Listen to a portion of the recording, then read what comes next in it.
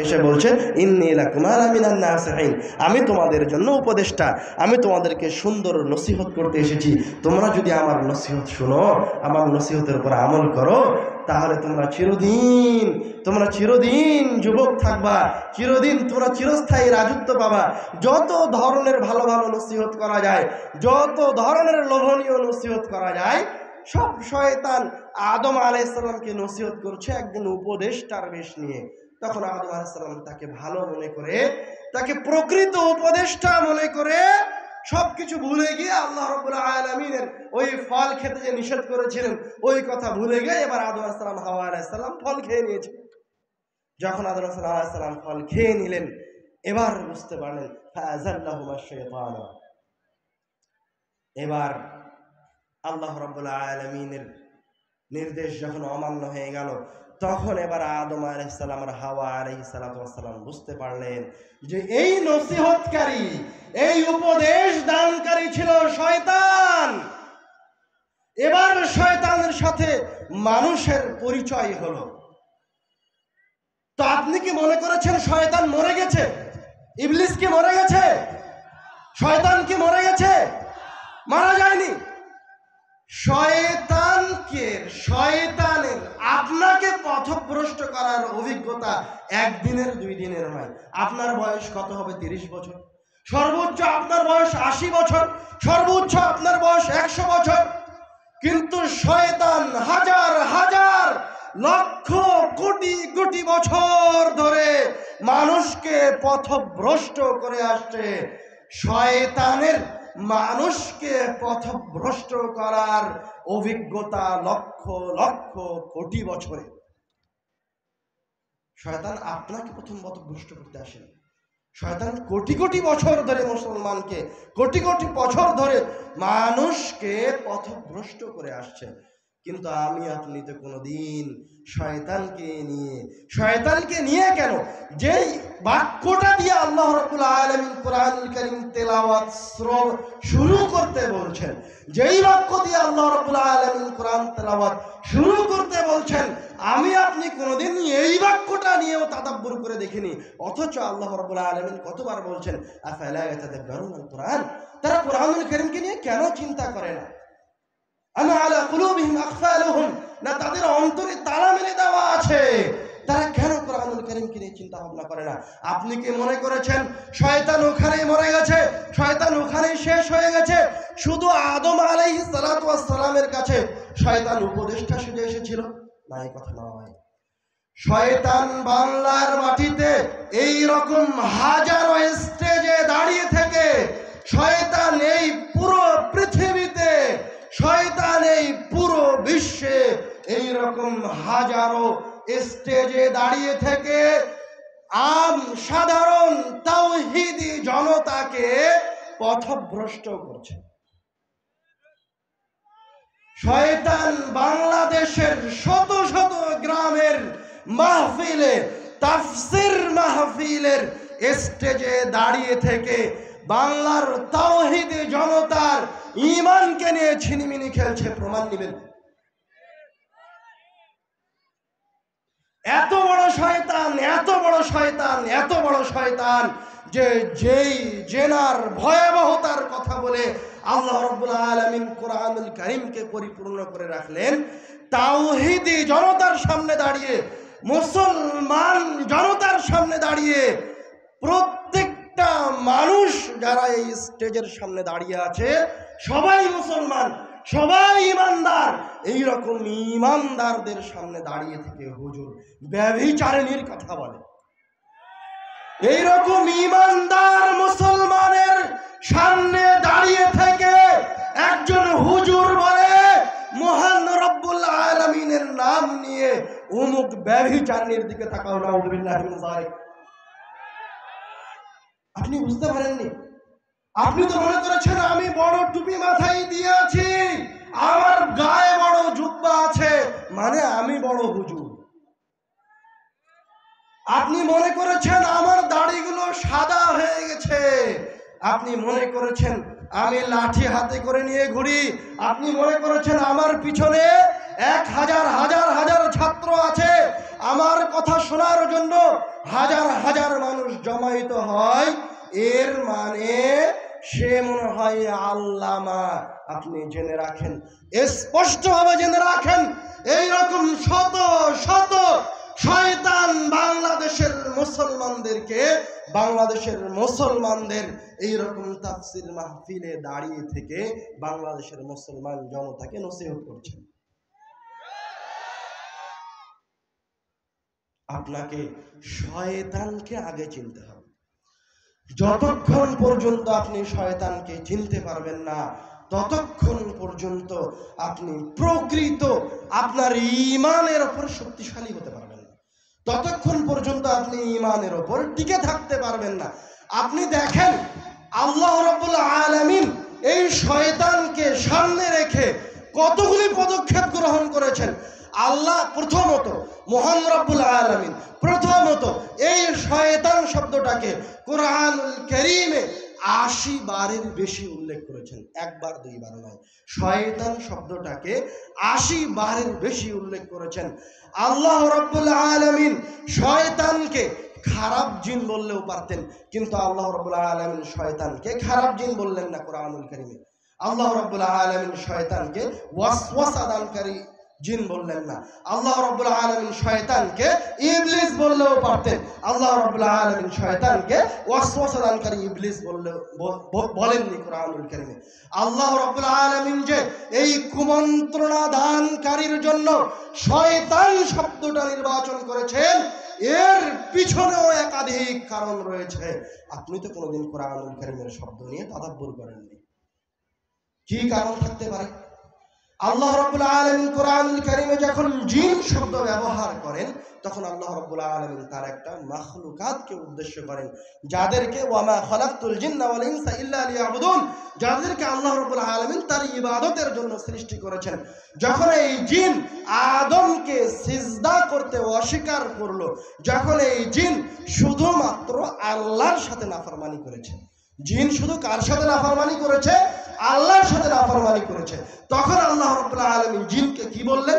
ওই জিনের নাম আল্লাহ রাব্বুল আলামিন রেখে দিলেন ইবলিস। যত জায়গায় কোরআনুল কারীম আপনি তদন্ত করে দেখেন, যত জায়গায় জিন আল্লাহ রাব্বুল আলামিনের নাফরমানি করেছে, তত জায়গায় আল্লাহ রাব্বুল আলামিন জিনকে ইবলিস হিসেবে আখ্যায়িত করেছেন, শয়তান হিসেবে আখ্যায়িত করেননি। কোথায় আল্লাহ রাব্বুল আলামিন জিনকে শয়তান হিসেবে আখ্যায়িত করলেন? ফাআযাল্লাহুমা শাইতান। আপনি সূরা বাকারার ওই পৃষ্ঠার দিকেই তাকান, ওই পৃষ্ঠাতে তাকান। ওয়াইদ কুল্লা লিল মালাইকাতি ইসজুদু লিআদম ফাসাজাদু ইল্লা ইবলিস। সবাই সিজদা করলো, ইবলিস সিজদা করলো না। ওই জায়গায় আল্লাহ রাব্বুল আলামিন ওই পৃষ্ঠাতে জিনকে বলছেন তার নাফরমানি করার জন্য ইবলিস। তারপরে ওই পৃষ্ঠার শেষে যখন আল্লাহ রাব্বুল আলামিন যখন শয়তান আদম আর হাওয়াকে পথভ্রষ্ট করলো, তখন আল্লাহ রাব্বুল আলামিন বলেন ফাআযাল্লাহুমা শাইতান। এই কথা বললেন না ফাআযাল্লাহুমা ইবলিস। আল্লাহ রাব্বুল আলামিন শয়তানের সাথে আপনাকে কিভাবে পরিচয় করে দিয়েছে, আপনি কোনোদিন তাদাব্বুর করে দেখার প্রয়োজন মনে করেন? আপনি কোরআনুল কারীমের এই শব্দটা আপনি কোনোদিন চিন্তা ভাবনা করেননি? আল্লাহ রাব্বুল আলামিন জিন বললেন না, ইবলিস বললেন না, শয়তান বললেন। কেন? ইবলিস শুধু আল্লাহর সাথে নাফরমানি করেছে, জিন হচ্ছে আল্লাহ রাব্বুল আলামিনের একটা সৃষ্টি, আর শয়তান হচ্ছে ওই জিনিস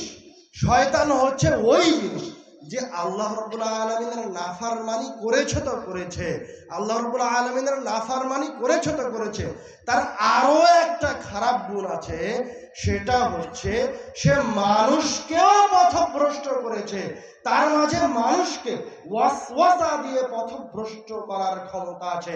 এই জন্য আল্লাহ রাব্বুল আলামিন তার নাম রাখলেন শয়তান। সে নাফরমান, আবার আরেকজনকে পথভ্রষ্ট করে। আরো একটা মুজিজার দিকে আসেন।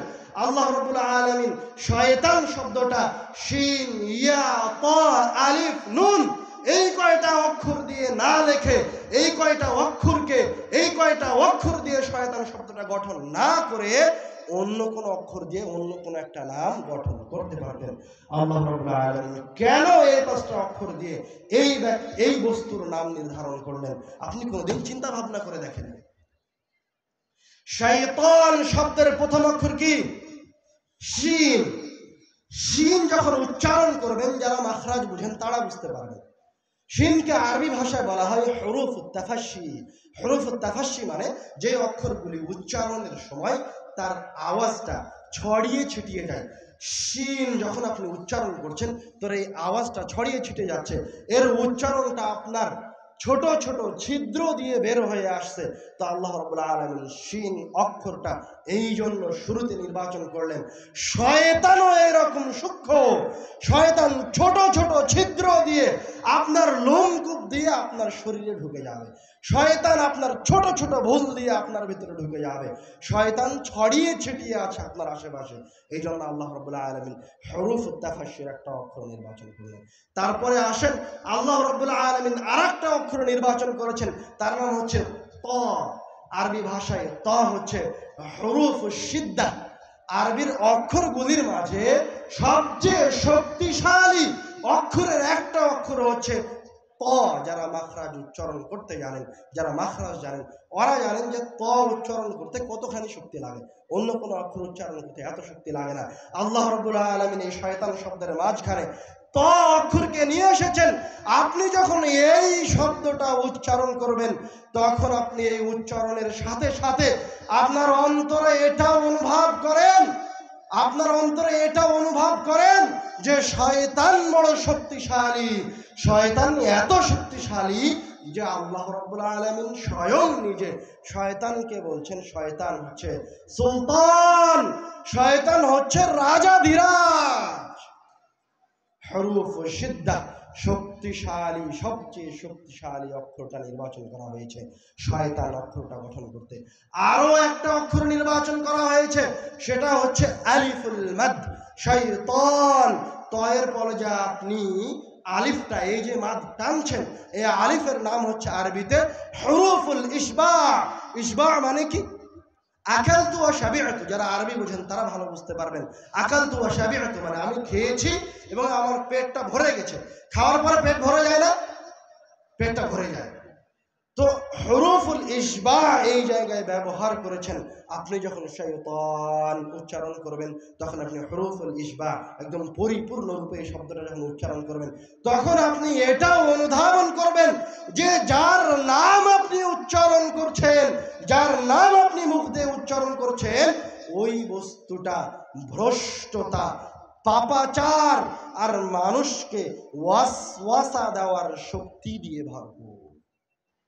আমি আপনি কোনোদিন কোরআনুল কারীমের কোনো আয়াত, কোনো শব্দ, কোনো অক্ষর নিয়ে তাওয়াক্কুল করে চিন্তা ভাবনা করে দেখার প্রয়োজন মনে করিনি। আমরা বলছিলাম আল্লাহ রাব্বুল আলামিন কোরআনুল কিতাব, কোরআনুল কারীম তেলাওয়াত করতে বললেন, তেলাওয়াত শুরু করতে বললেন শয়তান থেকে আশ্রয় চেয়ে। আমরা এবার শয়তানের ভয়াবহতা শেষ করে কোরআনুল কারীমের কিছু বৈশিষ্ট্য এবং সূরার ফজিলতের দিকে এগিয়ে যাই।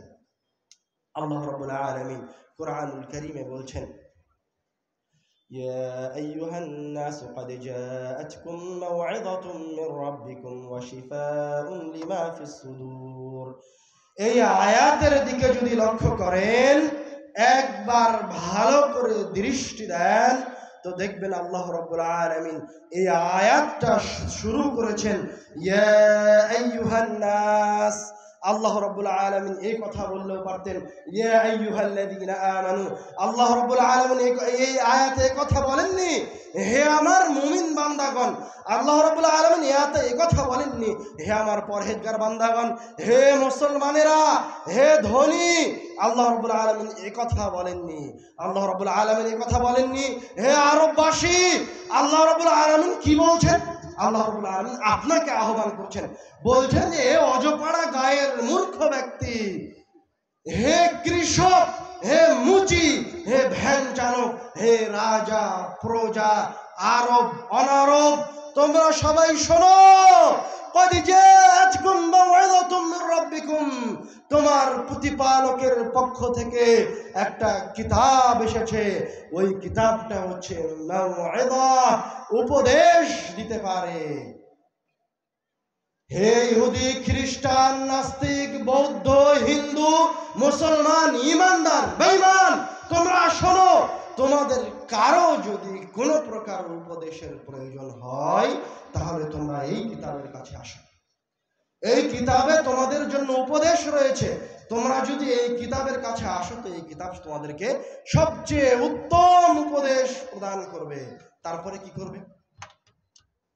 ওয়াশিফাউন লিমা ফিস সুদূর, তোমাদের অন্তরে যে বক্রতা আছে, তোমাদের অন্তর যে পাপে ভরপুর হয়ে গেছে, তোমরা যে পাপিষ্ট, তুমি যে ইহুদি, তুমি যে খ্রিস্টান, তুমি যে নাস্তিক, তুমি যদি এই কিতাবের কাছে এসে অধ্যয়ন করে উপদেশ গ্রহণ করো, শিফাউন লিমা ফিস সুদূর, তাহলে তুমি যে ইহুদি খ্রিস্টান ছিলে, তুমি যে নাস্তিক ছিলে, তুমি যে পাপাচার ছিলে, তুমি যদি এই কিতাব থেকে উপদেশ গ্রহণ করো তাহলে আল্লাহ রাব্বুল আলামিন তোমার অন্তরে যত পাপাচার আছে, তোমার অন্তরে যত বক্রতা আছে, যত ধৃষ্টতা আছে, সব ধুয়ে মুছে পবিত্র করে দিবেন। সুবহানাল্লাহ।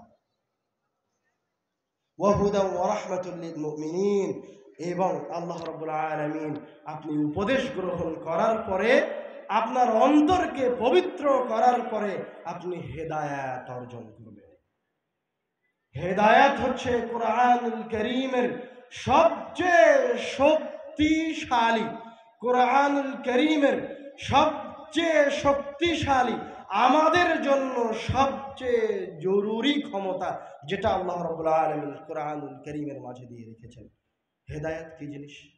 কোরআনুল কারীম নিমিষেই যে কাউকে হেদায়েত দিয়ে দিতে পারে। যদি ছোট্ট করে একটা উদাহরণ নেন তাহলে যে ওমর রাদিয়াল্লাহু তাআলা আনহু যখন অমুসলিম ছিলেন, ওমর রাদিয়াল্লাহু তাআলা আনহু এই জন্য ঘুরছেন। ওমর রাদিয়াল্লাহু তাআলা আনহু বলছেন, আমি মুহাম্মদকে হত্যা করতে চাই, আমি মুহাম্মদকে হত্যা করব। কিন্তু ওমর রাদিয়াল্লাহু তাআলা আনহু যখন হঠাৎ করে কোরআনুল কারীমের কয়েকটা আয়াত শ্রবণ করলেন, তখন ওমর রাদিয়াল্লাহু তাআলা আনহু বলছেন, আমাকে মুহাম্মদ সাল্লাল্লাহু আলাইহি ওয়াসাল্লামের কাছে নিয়ে চলো, আমি ইসলাম গ্রহণ করতে চাই। কোরআনুল কারীম এত সহজে হেদায়েত দিতে পারে, এত সুন্দর করে হেদায়েত দিতে পারে, এত নম্রতার সাথে দিতে পারে, এত নম্রতার সাথে অন্য কোনো কিছু হেদায়েত দিতে পারে না। আল্লাহ রাব্বুল আলামিন বলছেন, ওয়ালাকিন জাআলনাহু নূরান নাহদি বিহি মান নাশা, আমি এই কিতাবকে একটা আলো করে দিয়েছি, একটা প্রদীপ করে দিয়েছি। আমি যাকে চাই তাকে দিয়ে আমি যাকে চাই তাকে এই কিতাবের মাধ্যম দিয়ে হেদায়েত দিয়ে দিই। আপনি আরো একটু স্পষ্ট হন। মনে করেন আমাবর্ষার রাত্রে আপনি আপনার গ্রামের জমির ভিতরের আইলের ওপর দিয়ে হেঁটে যাচ্ছেন। আইল চিনেন আপনারা? জমির আইল চিনেন? ওই যে ধানের জমির মাঝখানে দুই ভাগে ভাগ করে দেওয়ার জন্য যে একটা উঁচু জায়গা থাকে, একদম সংকীর্ণ, এটাকে বলে আইল। তো আপনি আমাবর্ষার রাত্রে কুটকুটে ঘন অন্ধকারের ভিতরে আপনার হেরোকিনটা নিয়ে ওই আইলের ওপর দিয়ে হেঁটে যাচ্ছেন। যেতে যেতে আপনার হেরোকিনের আলোটা নিভে গেছে। এবার আপনি যদি ওই রাস্তা দিয়ে ওই আইলের উপর দিয়ে চলতে চান তো আপনি পিছলে পড়ে যাবেন, সঠিকভাবে সঠিক রাস্তায় আরামে পৌঁছতে পারবেন না। তখন মনে করেন কোনো একজন ব্যক্তি একটা টর্চ লাইট নিয়ে এসে আপনার হাত ধরে আপনাকে সহি সালামতে, ডান পাশেও পড়লেন না বাম পাশেও পড়লেন না, আপনাকে সহি সালামতে আপনার গন্তব্যে পৌঁছে দিল। আল্লাহ রাব্বুল আলামিন বলছেন, ওয়ালাকিন জাআলনাহু নূরান নাহদি বিহি মান নাশা। কোরআনুল কারীমের হেদায়েত এর চেয়েও নম্র। আপনি এই কিতাবের কাছে আসেন, এই কিতাবের আয়াত তেলাওয়াত করেন, এর চেয়েও সহজভাবে আল্লাহ রাব্বুল আলামিন আপনাকে জান্নাতে পৌঁছে দিবেন। এবার আসেন কোরআনুল কারীমের কিছু সূরার ফজিলতের দিকে। عن عقبة بن عامر رضي الله تعالى عنه قال خرج رسول الله صلى الله عليه وسلم ونحن في الصفة। রাসূল সাল্লাল্লাহু আলাইহি ওয়াসাল্লাম তার বাড়ি থেকে বের হলেন, আমরা মসজিদে নববীর বারান্দায় বসে আছি। রাসূল সাল্লাল্লাহু আলাইহি ওয়াসাল্লাম আমাদেরকে এসে বলছেন, আফালা ইয়াগদু আহাদুকুম ইলা রাসূল সাল্লাল্লাহু আলাইহি ওয়াসাল্লাম আমাদেরকে এসে বললেন, তোমাদের মাঝে কি এমন কেউ আছে যে বুধান অথবা আতিক নামক বাজারে গিয়ে কোনো প্রকার পাপ কাজে লিপ্ত না হয়ে, আত্মীয়তার সম্পর্ক ছিন্ন না করে এই দুইটি বাজারে গিয়ে ফ্রিতে বিনামূল্যে সবচেয়ে দামি উঁচু কোচ বিশিষ্ট 2টি উটনিকে নিয়ে আসবে। তোমাদের মাঝে কি এরকম কেউ আছে যে এইরকম বড় পুরস্কার পেতে চায়? তখন সাহাবা একরাম বলছেন, কুল্লুনা নুহিব্বু যালিকা ইয়া রাসূলুল্লাহ, হে আল্লাহর রাসূল, আমরা সবাই তো এটা ভালোবাসি, আমরা সবাই তো এটা চাই, ফ্রিতে বিনামূল্যে সবচেয়ে দামি 2টি উটনি পাওয়া যাবে। তখন রাসূলুল্লাহ সাল্লাল্লাহু আলাইহি ওয়াসাল্লাম বলছেন, আফালা ইয়াগদু আহাদুকুম ইলাল মসজিদ, তোমাদের মাঝে থেকে এই যে মানুষ, এই যে মুসলমানেরা আমার সামনে বসে আছে, তোমাদের মাঝে থেকে কেউ যদি মসজিদে গিয়ে ইউআল্লিম আও ইয়াকরা আয়াতাইন মিন কিতাবিল্লাহ খায়রুন লাহু মিন নাকাতাইন, কেউ যদি আপনাদের মাঝে থেকে কেউ যদি মসজিদে গিয়ে 2টি আয়াত তেলাওয়াত করে অথবা 2টি আয়াত আরেকজনকে শিখিয়ে দেয়, বিনিময়ে আল্লাহ রাব্বুল আলামিন আপনার আমলনামায় সবচেয়ে দামি, মূল্যবান, উঁচু কোচ বিশিষ্ট উটনির সমপরিমাণ নেকি আপনার আমলনামায় লিখে দিবেন। সুবহানাল্লাহ। তারপরে রাসূল সাল্লাল্লাহু আলাইহি ওয়াসাল্লাম বলছেন,